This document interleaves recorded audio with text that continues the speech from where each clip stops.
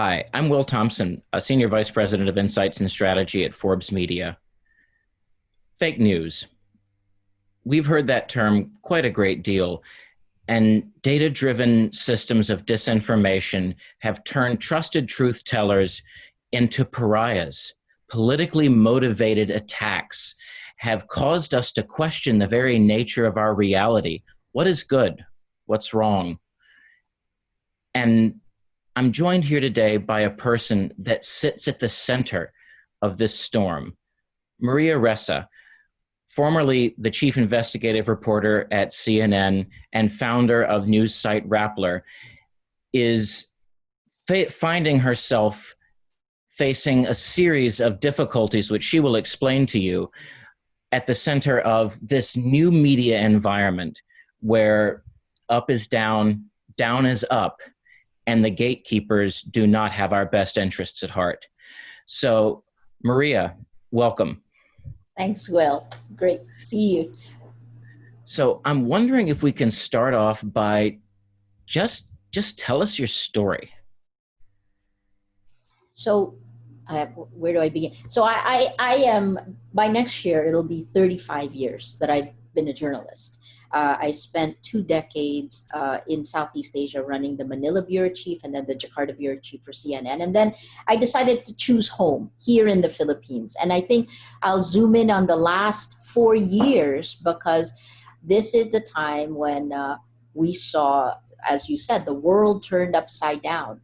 I started Rappler along with 3 other friends in 2012, and we embraced technology, social media, and it was we realized that that this was a transformative moment, not just for all of the industries that had already technology had disrupted, but for journalism itself. In 2012, we embraced it. The elevator pitch for Rappler is that we build communities of action. Right, that was the ideal. I'll fast forward to 2016, which is when I think technology enabled the rise of digital authoritarians and helped crumble democracy from within. So in 2016, President Duterte won the elections here in the Philippines. It was the beginning of the dominoes falling. A month later, Brexit happened and so on. We know the dominoes of 2016. But that was also when the narrative, a war of narratives began in the Philippines. For me, it was this on Facebook, which is essentially the internet in the Philippines. This is our 5th year where Filipinos spend the most time online and on social media.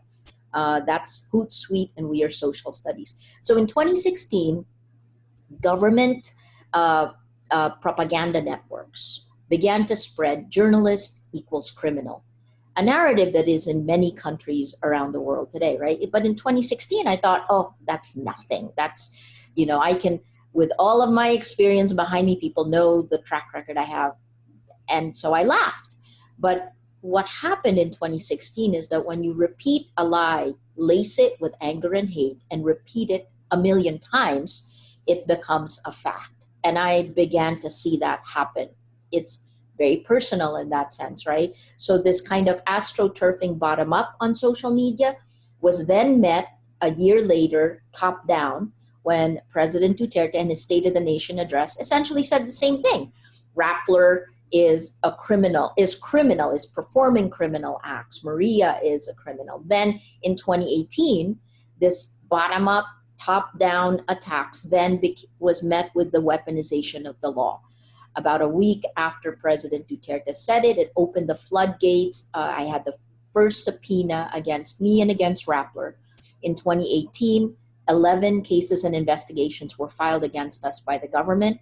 2019, I had 8 arrest warrants issued. I was arrested twice in a 5-week period, just in time for Valentine's Day. And I spent, that's when the cases began. So there were weeks where I was in 4 different courtrooms on 4 different days. 90% of my time was spent fighting to do my job. And then in 2020, June 15th, 2020, this court convicted me and a former colleague of cyber libel for a story that was done in 2012 that I didn't write, that actually was published before the law we allegedly violated had even been enacted. So in 4 years' time, 2016, journalist equals criminal, laughable. 2020, journalist equals criminal, the first judgment of a court. We are in the process of challenging that. But look at these alternate realities. I'm not a criminal. I'm doing exactly what I've been doing for more than 30 years. And I continue to hold power to account, except the consequences today are so much greater. That conviction, June 15th, means that I could go to jail for up to 6 years for this crime that wasn't even a law when we published a story I didn't write. Welcome to my world, you know. Just absorbing that. Wow. So my question is, what is it about the fundamental architecture of these information systems that we have today that's made it possible for authoritarian governments and miscreants all over the world to really engage in this battle of narratives such that the truth gets buried? I think two things, right? So the first is, I would say that the world had gotten complex, right? So complex that fundamentally there were so many changes in the United States, I think, and I actually pegged it to when gay marriages happened, to when, you know, it looked like liberal values were taking over, and the world changed very fast. In India, in 2014, I peg it to that, the election of Modi. I was covering the Indonesian elections in 2014 with Joko Widodo, and the son-in-law of former President Suharto, who had been in power in Indonesia for 32 years. He almost got elected. So there was this, in 2014, there seemed to be this, you know, nostalgia for someone to lift decision-making off of our shoulders, that it was too complex, that I just want to live my life. Can someone please take care of it? And then that was met by technology. So there's this yearning for a more nostalgic, easier past that isn't as complicated as it is today. And then here you have social media platforms. And I think this is where I will say that as it has evolved, and I would peg it again to 2014, because the alternate reality, you could see it in the Ukraine, in the way Russia and the Ukraine had two different versions of reality. And the rest of the world tended to look away during that time period. But what happened in the Ukraine, the kind of disinformation attacks that happened there, is now happening in many parts of the world, including in the Philippines. So we look at social media today from 2014. Facebook is the world's largest distributor of news. In 2015, instant articles was introduced. They brought all of the news groups. They enticed us in. We're frenemies. Facebook would call us frenemies because we are a fact-checking partner of Facebook in the Philippines. And it's important that I work with Facebook. I don't think you can roll it back. But here's the reality. From 2014 to 2016, Facebook ran after Twitter, enticed the news organizations in. And yet, the same algorithms that you would use to spread a joke or what you had for dinner is exactly how facts were now being treated. Nothing was changed in that.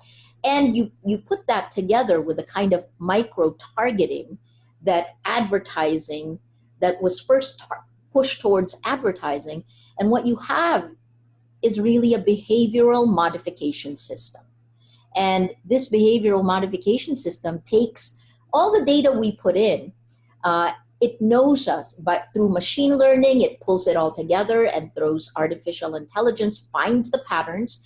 It knows us more intimately than our most intimate relationships, than even we know ourselves, and then serves up our most vulnerable moment to a message to the highest bidder, whether that is a company or a country.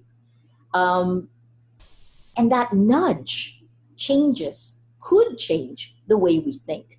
And whether how we behave to that nudge then becomes part of what technology takes in. These are predictive behavioral modification system. The problem is that it was gamed, and the group that gamed it are countries. Americans tend to say misinformation. I think that's a euphemism. That yes, there are people who make mistakes and share lies, but in what we have seen, the Mueller report lays this out. What I've seen the data in the Philippines are government-sponsored narrative attacks on truth, on facts. So now we have a system that distributes news, but it is a system that spreads lies laced with anger and hate faster and further than really boring facts. When you put all of that together, it means that we have different versions of reality. I will shut up because I could talk forever about this, right? I could listen to you forever. I think it's important to point out that, no one set out to create this system sort of twirling their mustache and tying somebody to a train track. It's a situation where profit motive combined with consumer demand. Like you said, the world is so much more complex. We're drinking out of an information fire hose. And so we just want the information that's relevant to us, delivered to us when we need it. And that definition of relevant to us is something that now someone else is deciding based on data that is, well, whose data is it anyway? So if you ask me, that is the core of the matter. Who owns that data? Is it you?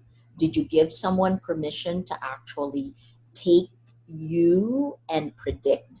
I mean, if you walk by a camera that captures your image, have you given permission? I think these are all of these questions in our world today that these decisions have been made. We haven't been part of it. And this is part of the reason this moment requires new thinking, requires new laws, new regulations. I always say this, right? I think that the rise of digital authoritarians is not a coincidence, because for the first time ever, you have millions of people on the same social media platforms, right? Billions, actually, if we look at it. I guess it's total 3.2 billion if you put together Facebook and WhatsApp, right? So in a way, when we started Rappler, I thought this is a great thing, because I grew up at a time when each nation had its own vertical silo. And then you had, CNN or BBC, the major American news organizations would cut across to give you global news. But here we have social media platforms that go beyond what news groups have always done. They are the new gatekeepers. And the difference between journalists and tech people is that built into the design of their platforms are two things. One is they literally are shameless about manipulating us. In a way, it's made to work. It's a behavioral economics in that sense, right? It takes, I think it takes the worst of human nature and feeds you. Like when you say it's your feed, right? What are you fed? Is that the news? Is this the way news should be distributed? That's the first. The second question that I have there is economies of scale. How do we create these new markets when there are titans now who already own us? And this has happened. If you go back, I'll quote some Shoshana Zuboff, who wrote a great book. It's huge. It's 750 pages, but she wrote this book called Surveillance Capitalism, where she said that it started in 2000 when they started to take our data and they created marketplaces for behavior, predicting behavior. And the first tack was digital advertising. But that this is only one economic system. If you look at BlackBerry. The CEO of BlackBerry, a Canadian company, right, RIM, is Jim Balsillie. He said data is not the new oil, it is plutonium. That is how much. And I guess when I go back to the digital authoritarians, I think we need to look at the technology as the match that lit this. It's like post World War II after Hiroshima. This is the 75th anniversary of the Hiroshima bombing. After that happened, humanity actually had to come together and try to figure out how to prevent the worst of what humanity can do to itself from happening. This is one of those moments, because if we continue with this information ecosystem, we will make facts debatable, which it already is, and we will destroy democracy. In my country right now, if we can't agree on facts, then you cannot have civic engagement. People are dying. I mean, our brutal drug war is part of the reason Rappler got in trouble, because we held government to account for the numbers it was reporting, which it then changed. You know, it becomes much harder to hold power to account. But Right. anyways, on your end, in your country, if you don't have facts, how are you going to choose leaders for an election? How can facts be debatable? And if we have two different sets of facts for the Republicans and the Democrats, how then do we live in one reality? This just doesn't make sense at any level. And it begins with the way facts news is distributed. Mm-hmm. And so this is just an amazing example of the tragedy of the commons, in that ultimately these organizations, not naming any names, are undeniably giving individuals something that they want. You know, if they would not be raking in the money that they're making if they were not giving individuals something that they want. But, you know, kids want candy. But if you eat candy 24/7, you're not going to end up so well. But kids do not want to eat their vegetables. And so the challenge that has sort of, you know, one of the many challenges that has beset the journalistic community is, you know, how do we give people the information they need? And then who decides what information they need? Is it just another algorithm that is, you know, set by somebody else's biased standards? And why don't we go from there? Okay, so first I think is that the business model of technology is not the only model that is possible, right? Because you say that, you know, yes, they give us a service, but it is also quite insidious, right? It isn't transparent in the same way that a journalists organization, a news organization attempts to be. Standards and ethics. You have to ask, what are the values of tech?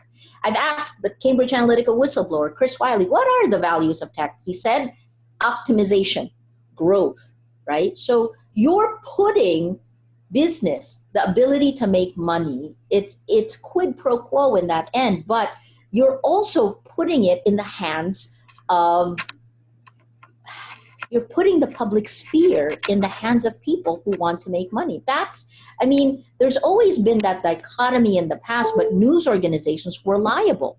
We were liable for what we printed, what we distributed.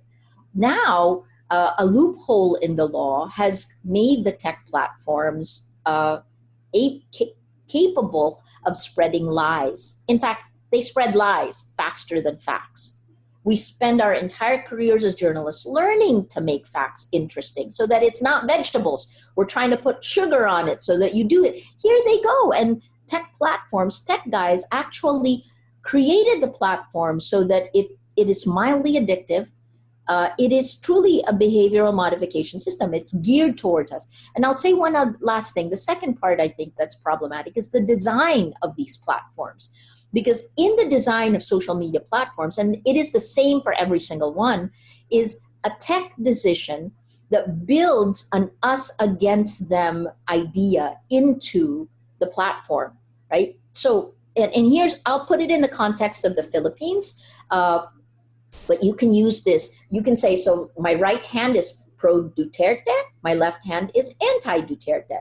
At the beginning, unlike the United States, most traditional news groups were smack in the center. We didn't debate the facts. We didn't have a Fox and a CNN on either side. We were all here. And this is in 2016, so I watched this happen. And as Facebook, as the social media platforms grew, right? Because growth for them was a decision that built polarity in, and it was just one thing. It's recommending friends of friends. Think about that, right? Because when you get your feed, no matter what social media platform you're on, the recommendation is to give you friends of friends because they've all done A/B testing and they know that works the best. It closes the triangle.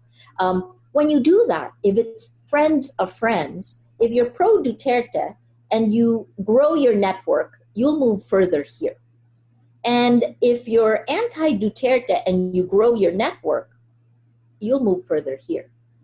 And as the network grows and the recommendations continue, they will move further apart because the pro Duterte will see less of the anti Duterte, and that echo chamber then begins to believe differently and will move further away from each other. Friends of friends. There's actually, a paper that was written by Mark Granovetter a long time ago. It's called The Strength of Weak Ties. And it's part of the reason that one technical choice, which grows the platform really well, but imbues our public sphere with an us against them mentality. Think about that and why our digital authoritarians, our populist authoritarians, why they're the ones being elected, because it's also built into the platform. They speak us against them because the platform that delivers this is built that way, right? So when that happens, how do you heal? I think this is our biggest challenge. How do you change the design so that Well, it can pull people together back into the public sphere so that we don't have different sets of facts? well, I think you've narrowed in on the single biggest issue: growth. Growth. And so there was a book that was written by Jeffrey West, who was the former leader of Los Alamos National Labs, and he looked at the mathematical, commonalities between companies, cities, organisms, and he found some very interesting patterns. And one of the things that he found about growth was he compared the situation that we're in to like the story of Sisyphus, who was punished to roll a boulder up a mountain and then down a mountain and then up and down. But he said the difference is, mathematically, if we are to sustain our civilization, if we are to sustain the trajectories of our companies and deliver what investors are asking us, it's even worse than what Sisyphus had to do, because every time that you roll that boulder up and you have to roll it back, the mountain doubles in size and the boulder gets twice as heavy, and on and on and on and on. And so this anchor of growth hanging around our neck is something that we fundamentally need to think through from a business model standpoint. And his conclusion is the only way to escape the growth trap is innovation, but not all innovation needs to be technological. So my question is, what is it that we can do as citizens? And more and importantly for the folks here in the audience, what can our businesses do to think of new models that do not trap us like Sisyphus, but everyone needs to make profit. Profit's like air, but you don't need to suck all the air out of the room. How do we find these new types of models undergirded by data? So, my gosh, that is the core of everything, right? And yes, I have definitely have felt like Sisyphus, especially in the last 4 years. It's, oh my gosh. So I think three things. this kind of fast growth, these exponential growth that the tech platforms have undergone. And, you notice we're not there anymore. There's a shift Mm-hmm. of startups now because it used to be grow, grow, grow, grow, grow, but easy come, easy go. I think that's what these times now prove to us, right? Like, and these are the problems of the social media platforms that have gone global without understanding their impact in countries in the global south. Look, Silicon Valley made these decisions in an environment like how many times have I heard someone say, you don't want us to be the arbiter of free speech? Well, guess what? You already are, because you've made decisions that have made you that these algorithms have your biases in them. There's a great movie, two movies in Sundance this year was about tech, The Social Dilemma, which was Tristan Harris, and then the other one's Coded Bias, how this woman had to put on a white mask. She was Black, she was an MIT student, and she couldn't do the artificial intelligence uh, exercise until she put on a white mask, right? These are coded bias into the technology that we're using. So what do we do to deal with this? Number one is put the right incentives in. And I think that the platforms and advertisers are now kind of starting to clash. We did see in the month of July, hashtag stop hate for profit. But I think that's just a blip, right? Because, and here's the magic phrase, sustainable development. Because we do have to have at some point enlightened self-interest, because look at what we've done for our climate. We're doing that to ourselves right now. And it Wow. isn't sustainable. It isn't sustainable. So again, easy come, easy go. You will pay for it at some point. Second is it isn't sustainable. And third is we still have the ability to do better.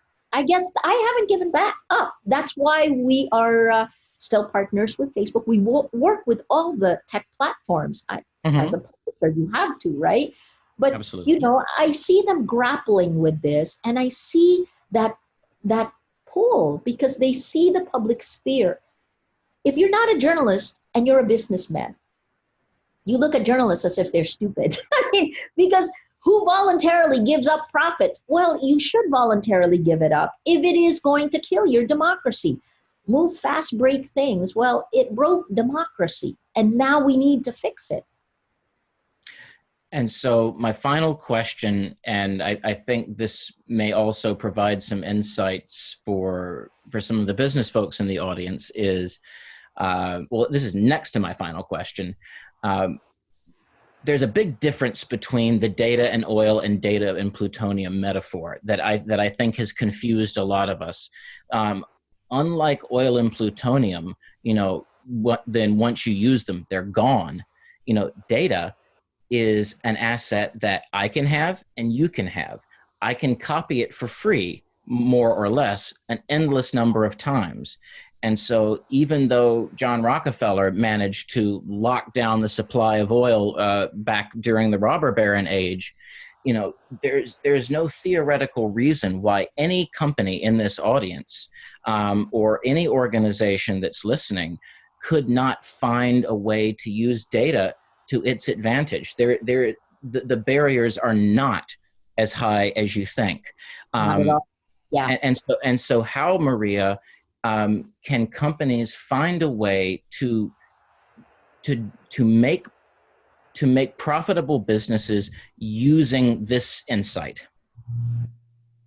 Fantastic question. I mean, so the first response I have there is that look again at the assumptions of us as data, right? Think about the beginning of personalization. It still happens today when if you go buy a sneaker, you'll be fed a sneaker online for a week or 2 weeks, right? Is that really the way behavior works? And then I guess for me, the first response to something like that is still transparency. It's the way a news group, the way Rappler is dealing with this. We see the data. We do that. And people actually ask me, so why don't you use it this way? Because it's unethical. And I guess this is where we go back to, uh, think about it as the time of the robber barons, 1920s, age of industrialization again, right? Or even go back further, slave market. There are some things that are good, and there are some things that are evil. And I think that part of what's wrong now when it goes towards the plutonium end is that it's almost like, and I guess I didn't finish this earlier, an atom bomb really did go off.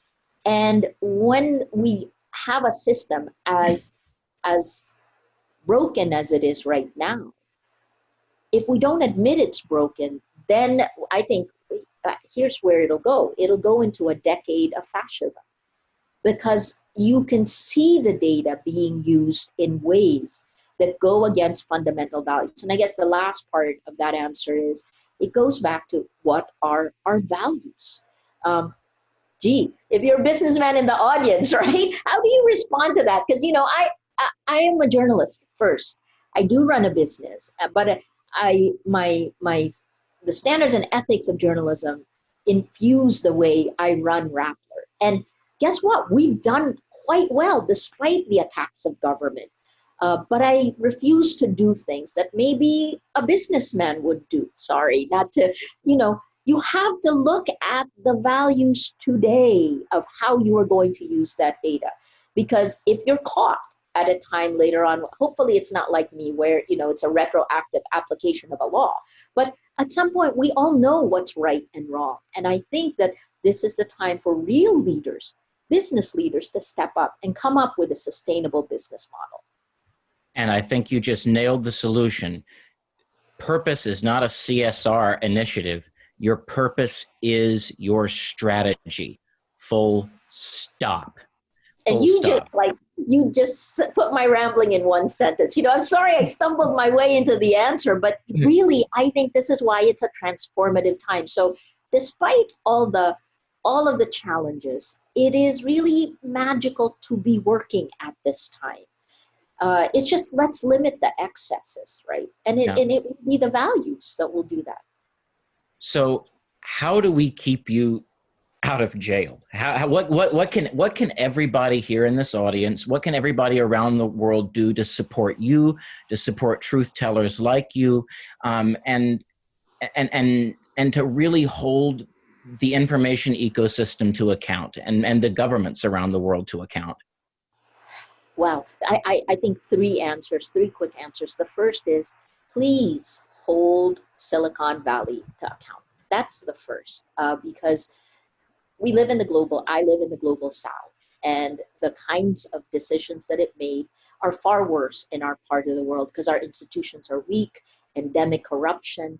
People are dying because of these decisions. Myanmar, we already know the UN fact-finding committee, as well as Facebook's own group, went there, and social media helped genocide happen, right? Who's to be held to account? So that's the first. The second is, please understand, no matter how smart you are, no matter how powerful you are being manipulated in our information ecosystem. And it is up to each of us to demand that gets better. And going hand in hand with that is helping define what civic engagement is like in this new world. And then the third, and I'll bring this selfishly back to us, which is, what we've had to do. It's been 4 years and we've survived it. And I think the reason we've survived it is because our community has come together to help us survive it. We started a crowdfunding campaign, and it is, almost evenly split from Philippines and outside the Philippines in terms of the funds. But our legal bills are meant to bankrupt us. And the only reason it hasn't has been because of the kindness of strangers. So please just Google, I'll use Google Rappler crowdfunding, and that link will come your way. And anything, this is a battle that, I didn't choose, but I'm not going to buckle. I was a nerd when I was a kid, and I've been bullied, and I know how to deal with bullies.